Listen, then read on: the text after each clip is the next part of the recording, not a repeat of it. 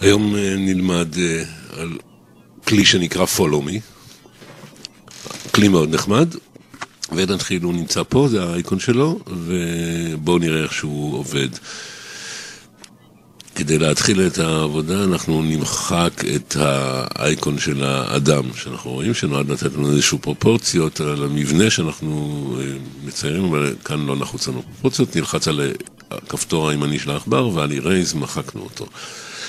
אוקיי, אנחנו נצטרך עכשיו מלבן, אני מקליק על האייקון של העיפרון ומצייר מלבן מקביל לצירים, קודם כל מקביל לציר הירוק, ציירתי קו, עכשיו אני אצייר קו מקביל לציר האדום, חשוב שאני אראה שהוא אדום, ועכשיו עוד קו מקביל לציר הירוק, עד ששני הקווים ייפגשו, הוא סימן לי שהם נפגשים, ועכשיו אני אסגור את המלבן. ברגע שסגרתי את המלבן, הצורה נהיית כהה, מה שאומר לי שהצורה היא שלמה, יש לי כאן משטח שלם, בלי חורים.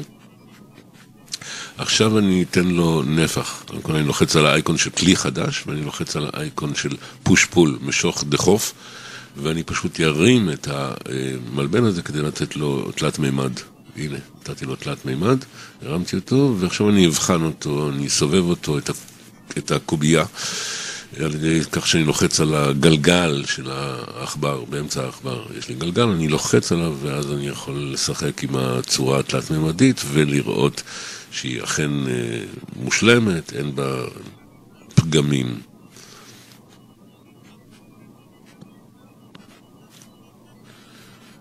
על ידי הזזת העכבר אני מזיז את הקובייה, כל זה כשהגלגל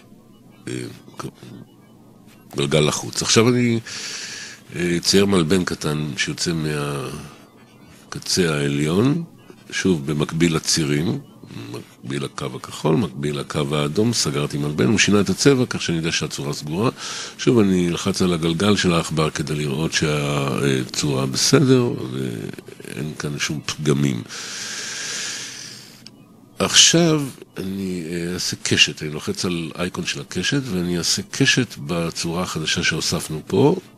קשת מציירים על ידי לחיצה על 3 נקודות, 2 נקודות שמראות את ההתחלה והסוף של הקשת, ונקודה שלישית שמראה את הרדיוס של הקשת. זה לא תמיד מסתדר, לפעמים זה מתכווצ'ץ', כמו עכשיו זה קצת מתכווצ'ץ', יוצאת קשת שלא התכוונתי אליה, אני לוחץ על Edit ו-Undo ומתחיל הכל מחדש. לוחץ על האייקון של הקשת, לוחץ על נקודת התחלה, נקודת סיום ורדיוס של הקשת, וקיבלתי קשת. שוב אני לוחץ על הגלגל כדי לבחון את הצורה שקיבלתי, וזה בסדר, יש לי כאן קשת. יש קו חיצוני שהוא לא נחוץ לי, אני לוחץ על המחק ומוחק את הקו החיצוני, ובוחן שוב את הצורה שקיבלתי. עכשיו הצורה הזאת שקיבלתי, הצ'ופצ'יק הזה עם הקשת, אותו אני רוצה למתוח סביב כל התיבה לאורך הפאה העליונה, מתחת לתיבה על הפאה העליונה, כמו איזשהו קרקוב. לצורך כך אני משתמש באייקון של Follow Me, לחצתי על Follow Me, ועכשיו אני מגדיר על ידי לחיצה על הכפתור השמאלי של העכבר את המשטח שאותו אני רוצה לגרור לאורך הפאה.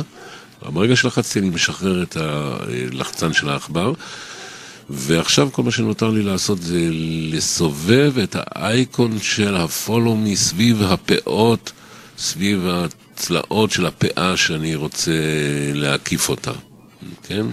אני מושך את העכבר לאורך הצלע הזאת ולאורך הצלע השנייה ולאורך הצלע השלישית ולאורך הצלע הרביעית עד הסוף כדי לסגור את הפינה, וזהו. ברגע שהשלמתי אני נותן לחיצה על הלחצן השמאלי של העכבר והשלמתי את הפעולה. זהו. עכשיו כל מה שנשאר לי זה ללחוץ על כלי חדש כדי להיפטר מהאייקון של ה-Follow Me, וללחוץ על הגלגל שבאמצע העכבר כדי לשחק עם הצורה החדשה שקיבלתי, ליהנות ממנה, לבחון אותה, לראות אם זה מה שרציתי, וזהו, זה כל מה שרציתי לעשות היום. Follow Me, מכשיר נחמד.